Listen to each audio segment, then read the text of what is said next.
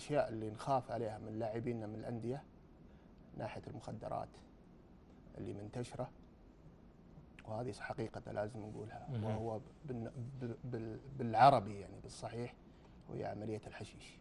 حشيش منتشر لدى اللاعبين بطريقه مو طبيعيه. وانا في وجهه نظري على الانديه ان قبل لجنه المنشطات ان تعمل كشف جهاز عشوائي طبي وكشف عشوائي للاعبينها، سواء من مسكر سواء من حشيش، من هذه، عشان تحمي لاعبينها وتحمي ايضا تقدر ان النادي يقدر يتعامل مع اللاعب. حبوب الكبتاجون فؤاد منتشره؟ ما ظنيت ما ظنيت.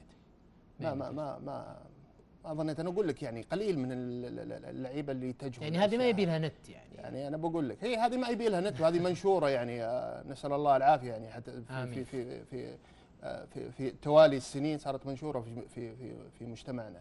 ولكن حقيقه لابد ان شوف ان المفروض ان مثلا ما نستحي من ذا الموضوع.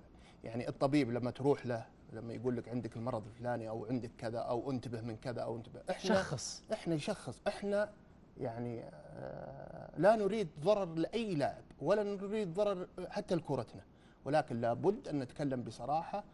صارت ظاهره الحشيش موجوده في في في في في في في في, في كورتنا، وانا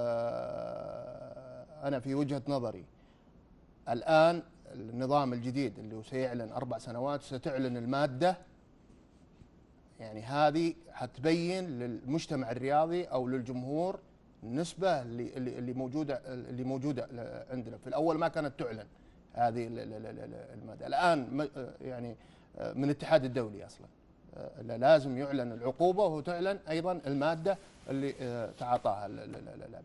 فنتمنى ان اللاعبين يتجنبون الاشياء هذه. ويعني انا بقول لك هي غير الضرر، يا اخي انت جالس تضيع مستقبلك، انت جالس تاخذ 25 مليون ما ياخذها وزير ولا ياخذها ذا، وتضيع اسمك واسم عائلتك ومستقبلك وقدامك يعني. والان يعني اللي نسمع الاشياء هذه في ناس يعني في اعمار، يعني اعمار الزهور. التوعيه على مستوى الفئات السنيه موجوده؟ يا اخي التوعيه لابد انها تكون ايضا بشكل كبير في الانديه،